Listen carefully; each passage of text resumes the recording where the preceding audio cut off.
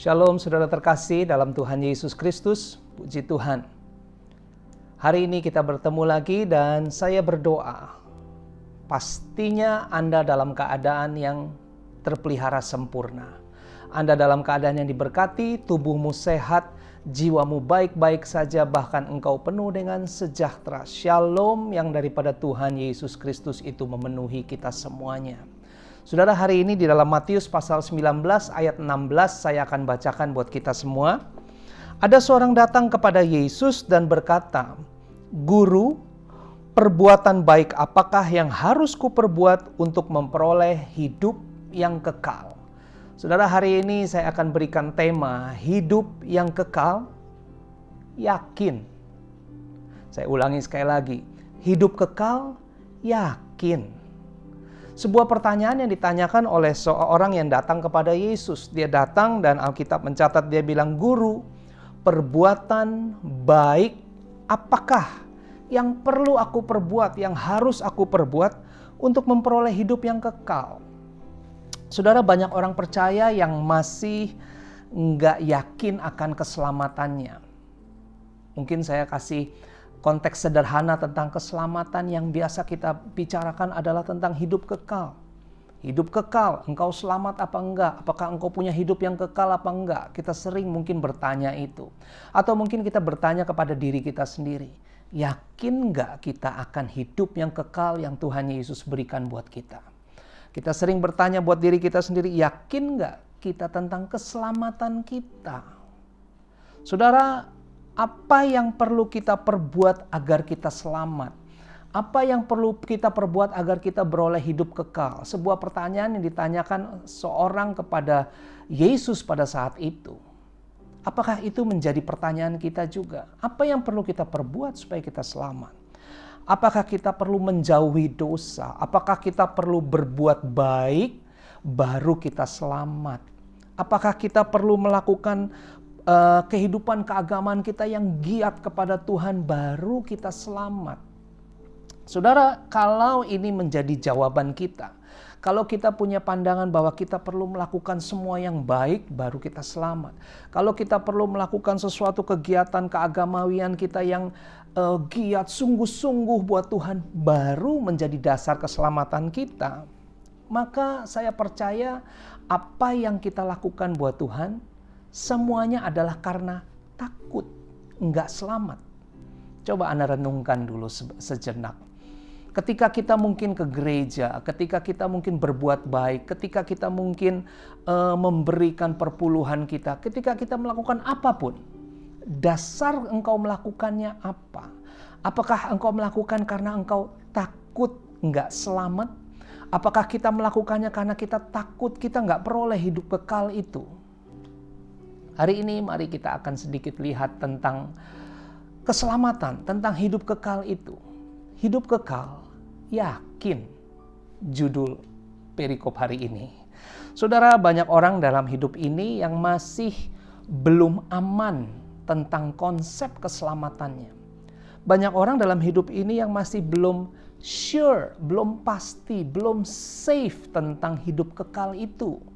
Dan saya percaya kalau Anda mungkin ditanya, Anda akan bilang, iya saya percaya hidup kekal. Tetapi selama Anda melakukan perbuatan yang mungkin menurut Anda baik, maka Anda yakin. Tetapi ketika Anda mungkin jatuh di dalam kesalahan, lalu kembali tuduhan itu datang dan mulai engkau ragu lagi akan hidup kekal. Engkau mulai enggak yakin lagi akan, aduh apa saya yakin akan keselamatan itu yang Tuhan sudah berikan. Ayat 21 Yesus bilang begini. Kata Yesus kepadanya, jikalau engkau hendak sempurna, pergilah, jualah segala milikmu dan berikanlah itu kepada orang miskin, maka engkau akan beroleh harta di surga. Kemudian datanglah kemari dan ikutlah aku. Yesus mau bilang begini, saudara. Hidup kekal, keselamatan itu bukan tentang perbuatan. Tapi kalau engkau tanya perbuatan apa yang perlu dilakukan, Yesus kasih perbuatan itu. Yesus bilang engkau perlu jual, engkau perlu tinggalkan semua konsepmu tentang keselamatan, yaitu perbuatan. Dan keselamatan itu adalah aku, datang, ikut aku. Keselamatan itu adalah Yeshua. Soteria itu Yesus itu keselamatan. Yesus mau bilang kalau engkau mau bicara tentang keselamatan, it is me, itulah aku. Bukan bicara tentang perbuatanmu, bukan bicara tentang apa yang perlu kau lakukan. Kembali lagi saya ingatkan bahwa keselamatan di dalam Yesus tidak ada andil perbuatan kita di dalamnya. Saya akan jelaskan saudara. Bagaimana dengan keselamatan Anda dan keselamatan kita? Bagaimana dengan keselamatan yang sudah engkau dengar mungkin setiap minggu di gereja? Apakah engkau yakin? 1 Yohanes pasal yang kelima ayat yang ke-13. 1 Yohanes 5 ayat yang ke-13. Bagaimana tentang hidup kekal itu? Saya hari ini akan meyakinkan Anda. Sehingga pertanyaannya bukan lagi hidup kekal. Yakin. Tapi nanti di akhir saya akan rubah. Mari kita ikuti. 1 Yohanes 5 ayat 13. Demikian firman Tuhan. Semuanya itu kutuliskan kepadamu supaya kamu yang percaya. Kalau Anda percaya di dalam nama Tuhan Yesus Kristus, dibilang supaya kamu yang percaya kepada nama Anak Allah tahu. Supaya Anda yang percaya itu tahu. Supaya Anda yang percaya itu yakin tahu bahwa kamu memiliki hidup yang kekal.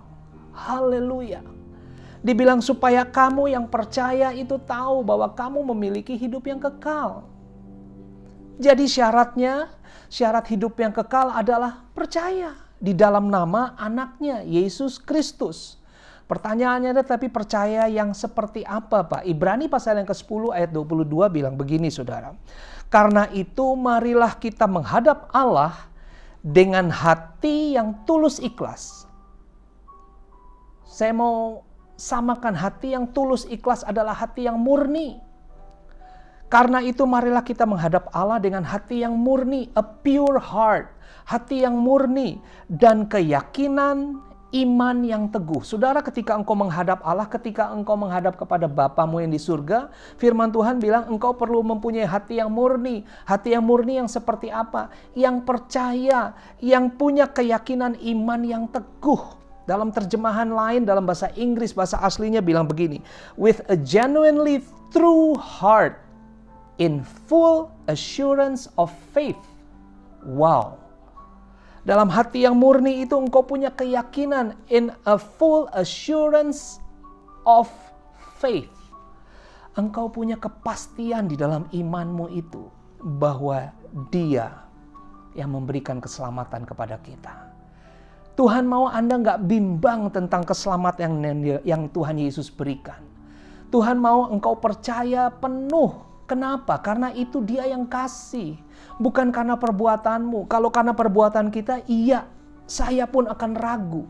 Mungkin ketika saya setia, saya baik, saya percaya bahwa perbuatan yang saya lakukan adalah perbuatan yang menyenangkan Tuhan. Maka saya yakin, pede. Tetapi ketika saya melakukan kesalahan, kembali itu yang menuduh saya. Tuhan mau Anda melandasi keselamatan yang engkau punya adalah keselamatan yang Yesus kerjakan dan Dia yang beri. Dalam kitab Efesus, Injil keselamatan dikaitkan dengan firman kebenaran, saudara. Mari kita lihat dalam Efesus 1 ayat yang ke-13. Injil keselamatan itu engkau perlu tahu kebenarannya. Efesus 1 ayat yang ke-13 bilang begini. Di dalam Dia, kamu juga, karena kamu telah mendengar firman kebenaran. Haleluya, engkau telah mengerti kebenaran, yaitu Kristus Yesus. Dibilang engkau telah mendengar firman kebenaran, yaitu Injil keselamatanmu. Di dalam Dia juga ketika kamu percaya, seketika saya percaya, seketika Anda percaya, dimeteraikan dengan Roh Kudus yang dijanjikannya itu. Saudara, sesuatu yang dimeteraikan bukan main-main. Sesuatu yang dimeteraikan adalah sesuatu yang gak bisa diubah. Sesuatu yang Tuhan meteraikan dan dibilang engkau dimeteraikan dengan Roh Kudus. Roh Kudus enggak mencela-mencele. Roh Kudus itu setia. Roh Kudus itu dia enggak bisa berdusta. Ketika dia memeteraikan seseorang, maka dia enggak bisa berpaling, saudara. Bagaimana kita menerima keselamatan itu? Firman kebenaran, yaitu Yesus. Keselamatan itu adalah Yesus. Ketika engkau percaya, kasih karunia-Nya itu menyelamatkan kita. Ketika engkau percaya bahwa apa yang dikerjakan di atas kayu salib, ketika engkau percaya bahwa keselamatan hidup kekal itu Dia beri buat Anda. Efesus 2 ayat 8 dan 9. Demikian firman Tuhan. Sebab karena kasih karunia kamu diselamatkan oleh iman. Karena Yesus, karena kebaikannya, karena kematiannya di atas kayu salib, karena kasihnya itu Anda dan saya diselamatkan karena percaya, karena iman. Itu bukan hasil usahamu, tetapi gift, tapi pemberian daripada Bapa di surga. Itu bukan hasil pekerjaanmu. Jangan ada orang yang memegahkan diri. Haleluya. Ketika kita baca firman Tuhan ini, saya berdoa supaya engkau mendapat full assurance of faith. Engkau yakin dalam hatimu. Engkau percaya yang murni. Kenapa? Karena sekali lagi keselamatan hidup yang kekal itu bukan didasari oleh perbuatan baikmu. Keselamatan hidup yang kekal itu tidak dilandasi oleh perbuatan baikmu sedikit pun. Tetapi semuanya semata-mata adalah karena pemberian. Karena kasih karunia Tuhan. Saudara, kenapa kita bisa percaya dengan keyakinan iman yang teguh?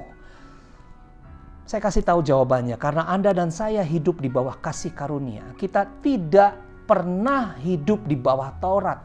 Jangan menaruh, jangan menempatkan iman kita lagi di bawah Taurat. Taurat adalah bicara tentang apa yang kau buat. Engkau perbuat yang baik, maka engkau terima yang baik. Engkau perbuat yang jahat, maka engkau terima yang jahat. Itulah Taurat. Tetapi ketika engkau ada di bawah kasih karunia, di bawah Kristus Yesus, maka Ibrani pasal yang ke-10, dia bilang begini saudara, catat baik-baik. Di dalam hukum Taurat hanya terdapat bayangan, bukan esensi, bukan hakikat yang sesungguhnya. Tetapi hanya bayangan dari keselamatan yang akan datang. Dan bukan hakikat dari keselamatan itu sendiri. Karena itu, dijelaskan di sini, dengan korban yang sama di dalam hukum Taurat orang perlu melakukan perbuatan, perlu melakukan korban penghapus dosa. Orang perlu melakukan berulang-ulang. Ibrani 10 bilang ini, dengan korban yang sama yang setiap tahun terus-menerus dipersembahkan, hukum Taurat tidak mungkin menyempurnakan mereka yang datang mengambil bagian di dalamnya. Saudara, sempurna menyempurnakan di sini bukan bicara tentang menyempurnakan perbuatan, tetapi menyempurnakan hati nuranimu. Hati nuranimu yang selalu tertuduh oleh karena, aduh aku selamat nggak ya karena perbuatanku salah nih barusan. No way. Tuhan bilang engkau tidak di bawah Taurat, tapi engkau di bawah kasih karunia Tuhan. Sehingga engkau tidak lagi sadar akan dosa, tetapi engkau sadar akan pengampunannya. Engkau sadar akan kasihnya. Engkau sadar akan apa yang Yesus lakukan di atas kayu salib sempurna buat Anda dan saya. Ayat yang kedua dibilang, sebab jika hal itu mungkin. Apa itu yang mungkin? Korban. Pasti orang tidak mempersembahkan korban lagi. Sebab mereka yang melakukan ibadah itu tidak sadar lagi akan dosa setelah disucikan sekali untuk selama-lamanya. Saudara, Anda dan saya disucikan once and for all melalui darahnya di atas kayu salib. Ketika Yesus mati di atas kayu salib, dia bilang, sudah selesai. Setiap pelanggaran kesalahan kita, dosa kita sudah dia tanggungnya. Apa yang seharusnya kita terima, apa yang seharusnya kejelekan, keburukan, kesalahan, hukuman, denda yang harusnya kita terima, dia yang tanggung. Apa yang seharusnya kita terima, yaitu berkat, yaitu kebaikan Tuhan, dia yang berikan buat kita. Saudara, luar biasa Bapa kita. Luar biasa Yesus kita yang memberikan keselamatan, hidup yang kekal itu adalah pemberian buat kita. Bukan dia tuntut kita, mana perbuatan baikmu, baru saya kasih hidup kekal. Mana perbuatan baikmu, baru saya kasih keselamatan itu. No, dia berikan keselamatan bukan berdasarkan perbuatan saya. Dia berikan keselamatan bukan berdasarkan perbuatan Anda. Tetapi karena kasihnya, Dia berikan itu buat kita semua. Saudara, bagaimana kita mempunyai hati yang percaya? Anda perlu tahu kabar baik ini tentang Kristus Yesus. Yohanes 8 ayat 32 bilang, dan kamu akan mengetahui kebenaran. Ketika engkau mengetahui kebenaran, maka kebenaran itu akan memerdekakan kamu. Mungkin dulu engkau punya pandangan yang salah tentang hidup kekal. Mungkin engkau takut. Setiap kali mungkin engkau nggak yakin akan hidup kekalmu. Hari ini saya mau kasih tahu bahwa ketika engkau percaya dalam nama Tuhan Yesus Kristus, maka hidup kekal, keselamatan itu Dia berikan buat Anda dan saya. Perbuatanmu akan mengikuti. Ketika engkau tahu, satu ayat firman Tuhan dia bilang, atau tidak tahukah kamu bahwa maksud kebaikan hatinya adalah menuntun kita kepada keselamatan. Menuntun kita kepada pertobatan.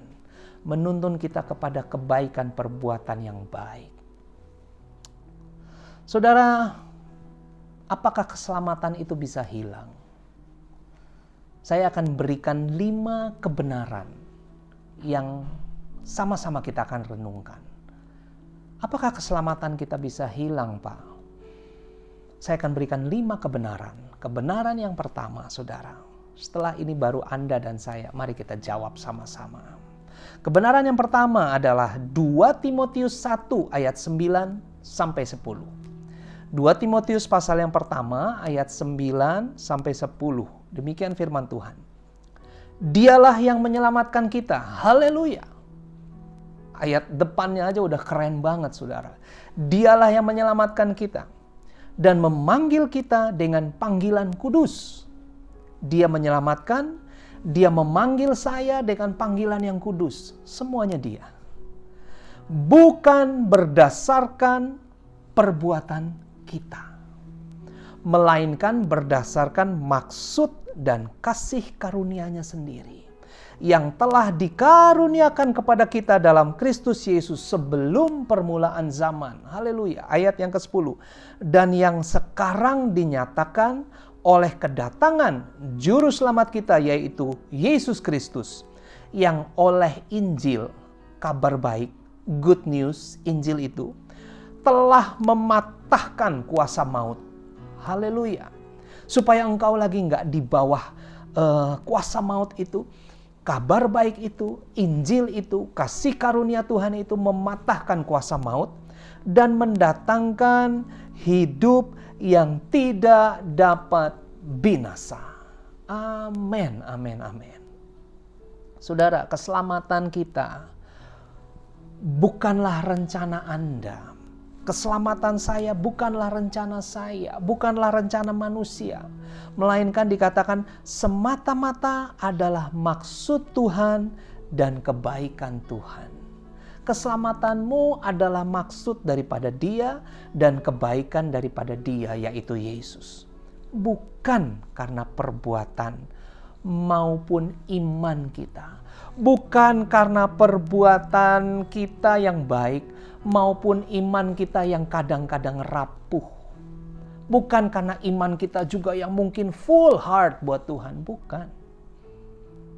Tapi semata-mata karena maksud dan kebaikan daripada Tuhan Yesus. Bagaimana caranya Dia menyelamatkan kita? Titus mengajarkan kita. Titus pasal yang ketiga ayat yang kelima. Dia bilang, pada waktu itu Dia telah menyelamatkan kita. Kapan? Ketika Yesus mati di atas kayu salib. Pada waktu itu Dia telah menyelamatkan kita. Bukan karena perbuatan baik kita yang telah kita lakukan, tetapi karena rahmat, because of His grace, because of His mercy, karena rahmat-Nya, oleh permandian, kelahiran kembali, dan oleh pembaharuan yang dikerjakan oleh Roh Kudus. Saudara, keselamatanmu dikerjakan, pembaharuan hidupmu dikerjakan oleh Roh Kudus day by day, hari demi hari. Perbuatan kita gimana, Pak? Masih salah, masih kadang marah, masih kadang iri, masih kadang dengki, masih kadang kecewa, masih kadang sedih, masih mungkin frustasi, masih mungkin stres, masih mungkin kesel. Iya, perbuatan kita. Tapi apakah perbuatan itu menggagalkan rencana Tuhan? No way. Karena keselamatan adalah maksud dan kebaikan hati Tuhan. Itu yang pertama. Saudara, pertanyaannya, jika keselamatan itu adalah karena kebaikan dan kasih karunia Tuhan semata-mata, and bukan karena perbuatanmu, saya kasih pertanyaan yang perlu kita renungkan. Bagaimana mungkin perbuatan saya, perbuatan Anda bisa menghilangkan keselamatan? Bagaimana mungkin perbuatan kita bisa menggagalkan kasih dan maksud kebaikan Tuhan itu dalam hidup kita? Renungkan sejenak. Yang kedua, kebenaran kedua. Yohanes pasal 1 ayat yang ke-12, saudara. Status Anda dan saya di hadapan Tuhan adalah ini. Tetapi semua orang yang menerimanya, kalau Anda percaya kepada Tuhan Yesus, Anda terima Tuhan Yesus sebagai Tuhan dan Juru Selamatmu, Anda menerimanya, engkau diberinya kuasa supaya menjadi anak-anak Tuhan. Yaitu mereka yang percaya. Percaya yang bagaimana yang tadi di awal? Percaya yang with a full assurance of faith. Percaya yang dengan yakin akan keselamatanmu. Percaya dengan yakin bahwa Dia yang berikan keselamatan itu buat kita. Bukan karena kita yang buat. Yang kedua, kebenaran kedua adalah statusmu. Status saya di hadapan Tuhan adalah anak. Kalau engkau percaya engkau adalah anak Tuhan. Galatia 3 ayat 26 bilang, sebab kamu semua adalah anak-anak Tuhan karena iman. Karena percaya di dalam Yesus. Bukan karena engkau lakukan lalu engkau jadi diangkat anak. No, engkau percaya maka engkau menjadi anaknya. Ketika engkau percaya maka engkau menjadi anaknya. 1 Yohanes 3 ayat yang ke-1. Lihatlah betapa besar kasih yang dikaruniakan Bapa kepada kita, sehingga kita disebut anak-anak Tuhan. Saudara, pause sejenak. Engkau nikmati dulu betapa besar kasihnya Bapa itu, sehingga kita ini diangkat, diberikannya bisa menjadi anaknya. Suatu privilege yang luar biasa. Dia Tuhan yang besar, Dia Tuhan yang kudus, Dia Tuhan yang suci, Dia Tuhan yang mulia. Tapi kita ini bisa diangkat menjadi anaknya. Kita dijadikan, kita disebut anak-anak Tuhan. Wow. Dan memang kita adalah anak-anak Tuhan. Karena itu dunia tidak mengenal kita. Sebab dunia tidak mengenal Dia. Pertanyaan yang kedua yang perlu kita renungkan. Apakah seorang bapa akan membiarkan anak-anaknya celaka? Apakah seorang bapa yang di dalam kitab Matius dibilang bapa yang jahat dunia aja tahu memberikan yang baik, bagaimana mungkin Bapamu yang di surga tidak memperhatikan engkau? Pertanyaan adalah ketika bagaimana mungkin Bapa itu akan mencelakakan kita? Bagaimana mungkin Bapa itu akan membiarkan kita binasa? No way. Dia nggak akan mencelakakan anak-anaknya. Kebenaran yang ketiga, saudara. Galatia pasal yang keempat ayat yang ke-6.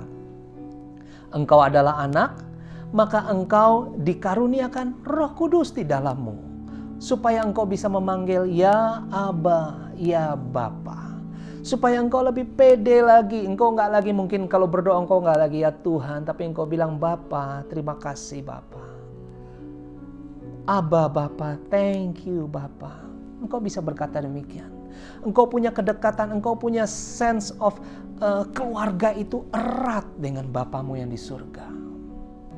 Galatia 4 ayat yang ke-6 dibilang, karena kamu adalah anak, maka Tuhan telah menyuruh roh anaknya ke dalam hati kita yang berseru, ya Aba, ya Bapa.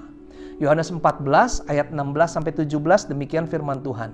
Aku akan meminta kepada Bapa dan Ia akan memberikan kepadamu seorang penolong yang lain, supaya Ia menyertai kamu selama-lamanya. Dia bukan menyertai kita 1 hari, Dia bukan menyertai kita 1 minggu, tapi Dia akan menyertai kita selama-lamanya.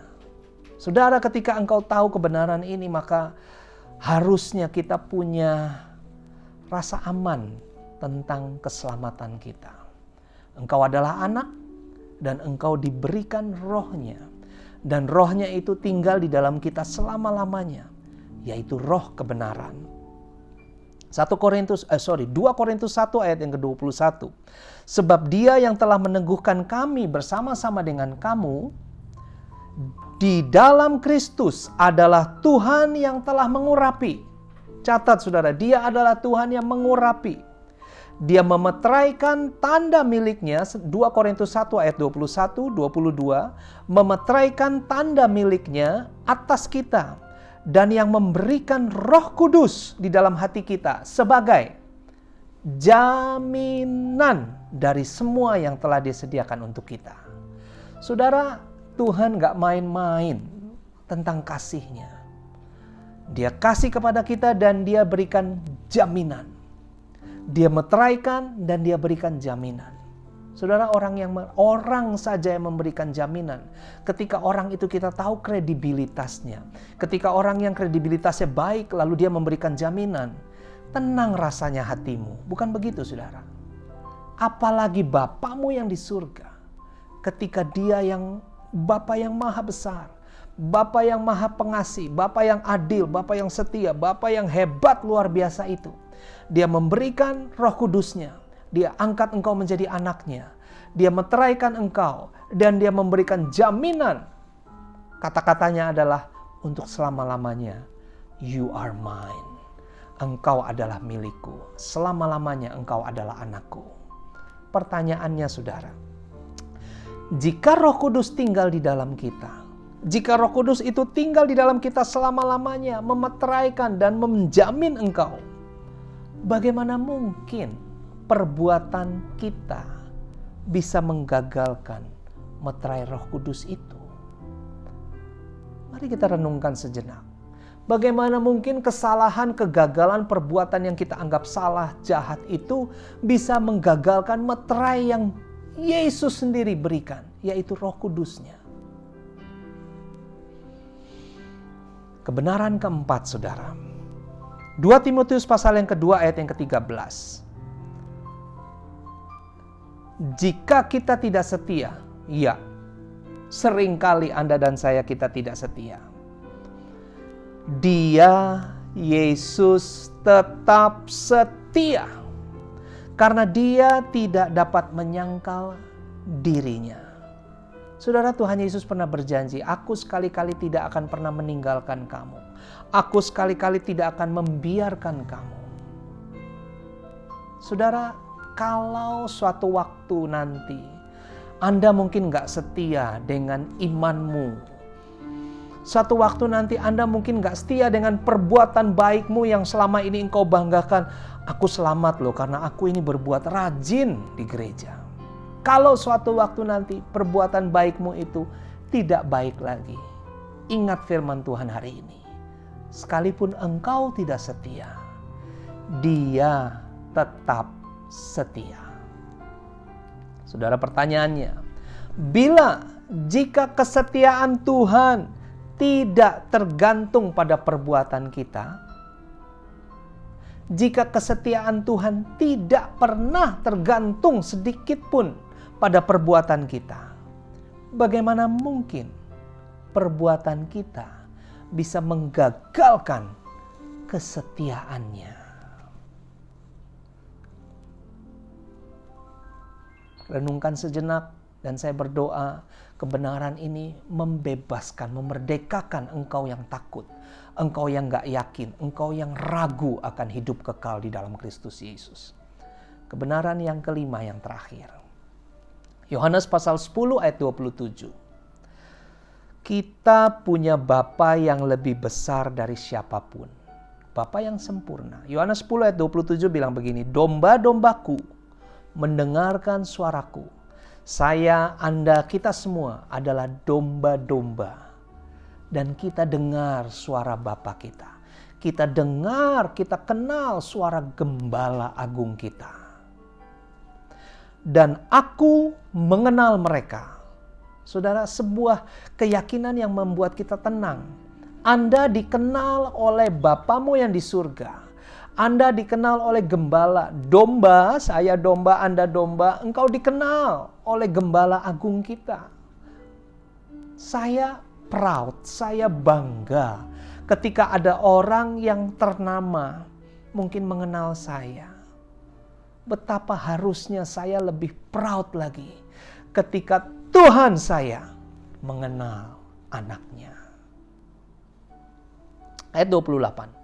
Dan aku memberikan hidup yang kekal. Firman Tuhan bilang, dan aku memberikan hidup yang kekal. Saya nggak temukan Tuhan bilang begini. Dan kalau anak domba-dombaku itu baik perbuatannya, kalau domba-dombaku itu setia, baru aku karuniakan hidup yang kekal. Enggak. Tapi jelas ayat ini, Yohanes 10 ayat 28 dia bilang, dan aku memberikan hidup yang kekal kepada mereka. Dan mereka, garis bawahi saudara, pasti tidak akan binasa sampai selama-lamanya. Haleluya. Dan seorang pun tidak akan merebut mereka dari tanganku, saudara. Saudara, Anda dan saya ada di dalam tangannya yang hebat, yang besar. Kalau engkau ada di dalam tangan Tuhan yang hebat, yang besar itu, dan engkau pegang kebenaran ini bahwa engkau ada di dalam Dia, Dia itu sempurna, Dia itu hebat, tidak Dia berikan siapapun juga mengambil. Tidak Dia berikan siapapun juga merebut, bahkan Dia berikan janji, Dia berikan hidup yang kekal. Dan siapa yang percaya itu, mereka pasti tidak akan binasa sampai selama-lamanya. Engkau mestinya tenang. Ayat 29, Bapakku yang memberikan mereka kepadaku lebih besar dari siapapun. Dan seorang pun tidak dapat merebut mereka, saya dan Anda. Haleluya, dari tangan Bapamu. Amin, saudara. Pertanyaannya, kalau engkau tahu Dia Bapa yang besar, engkau tahu Dia Bapa yang sempurna, engkau tahu engkau ditaruh di tangannya yang luar biasa, engkau tahu bahwa engkau dijamin, engkau pasti selamat untuk selama-lamanya, engkau tahu bahwa Dia adalah Bapa yang hebat dan besar dan sempurna. Pertanyaannya, siapa yang bisa merebut kita dari tangan Tuhan Bapa kita? Anda jawab sendiri. Saya kasih tahu jawabannya. Tidak ada. No one. Tidak ada yang bisa merebut kita dari Bapa kita. Karena ini Yesus yang ngomong. Tidak seorang pun tidak dapat merebut mereka dari tangan Bapakku. Wow. Saudara, Anda dan saya menerima 5 kebenaran ini. Saya berdoa supaya Tuhan sumber keselamatan itu, Tuhan yang sumber yang memberikan hidup yang kekal itu, mempunyai dampak dalam hidupmu. Engkau percaya dengan yakin bahwa Dialah Tuhan, sumber keselamatanmu. Dialah Tuhan sumber hidup kekalmu. Bukan hidup kekalmu itu didasari karena perbuatanmu, bukan. Tapi karena Dia yang berikan. Karena Yesus yang berikan. Dia Bapamu yang sempurna. Dia Bapamu yang hebat, yang besar, yang baik, yang penuh kasih itu. Kalau engkau tahu Dia Bapa yang sempurna, maka saya kasih tahu bahwa keselamatanmu pun yang Dia berikan sempurna adanya. Bapa yang sempurna tidak memberikan sesuatu yang jelek buat kita. Kalau Dia Bapa yang sempurna, maka keselamatan yang Dia berikan buat Anda dan saya, maka hidup yang Dia berikan buat Anda dan saya itu pun adalah sempurna adanya. Saudara, hidup kekal jadi bagian kita. Di awal mungkin saya berikan judul hidup kekal, yakin. Tapi di akhir saya akan rubah intonasi saya. Saya akan berkata begini, hidup kekal, yakin. Amin, saudara. Supaya engkau pasti. Engkau nggak lagi, iya ya, yakin nggak ya? Habis bikin salah lagi. Hidup kekal adalah pemberian Tuhan. Sekali engkau selamat karena pemberian, karena kasih-Nya, maka engkau lihat lagi 5 kebenaran yang tadi sudah saya katakan. Engkau renungkan lagi. Maka di dalam hatimu, you are safe in Christ. Engkau akan rasa aman karena engkau ada di dalam Kristus Yesus. Diberkatilah Anda dan saya, terpujilah nama Tuhan. Saya berdoa supaya engkau punya keyakinan yang teguh hari ini.